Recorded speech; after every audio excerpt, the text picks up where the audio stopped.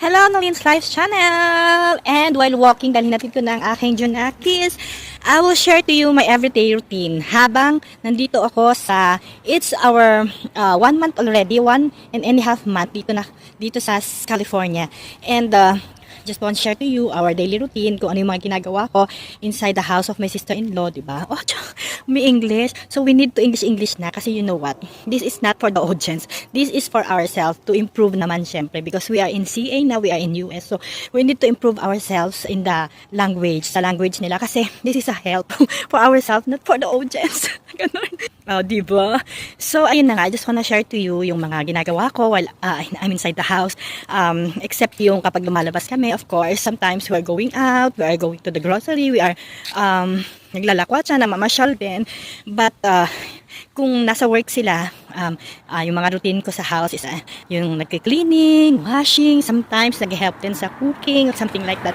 But doon kasi sa habang nakikitira kami dito sa in-law ko, yung husband niya ang nagluluto, ganon. So syempre nakakaya naman na hindi ka gumalaw, diba? So just want to share with you our routine while staying in my in-law's house, ganyan. So this is it, I'm gonna show you. And of course, yun.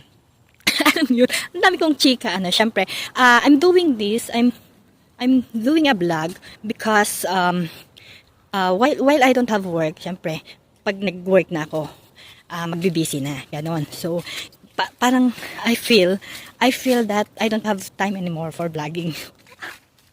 So ginagawa ko ito, kino-continue ko yung ginagawa ko sa Philippines na nagba-vlog here kasi nga just want to share sa album ko sa Nolin's Life channel ko and to my album yung aking mga nangyayari sa life ko, sa journey ng life ko. So gaya ng sinabi ko noon, I want to have a channel kasi this is not for the audience, hindi ito for para dumami ang followers. Kasi minsan, ang disadvantage na pag marami kang followers is marami ka na rin bashers. So ako, hindi ko na-expect, hindi yun ang aking purpose.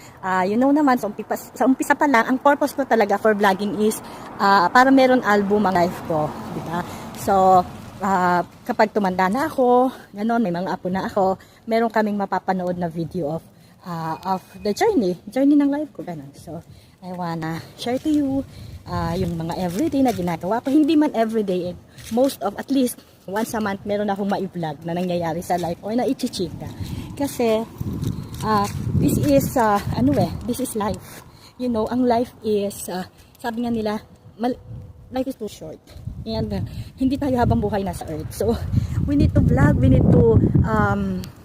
need to document our life, our ganyan. So yun. Kailangan dino-document natin kung ano yung nangyayari sa life natin kasi konti nga lang ang buhay. So, di ba? We never know. Kapag 100 years na, ang makakapanood nito is may mga apo na or mga apo-apo sa tuhod ko na mga ganun. So, yun. So, wanna share to you. Ito na nga. Ang tagal ko ng chika ako ng chika. Ito na yung aking mga ginagawa everyday. Yan, yun.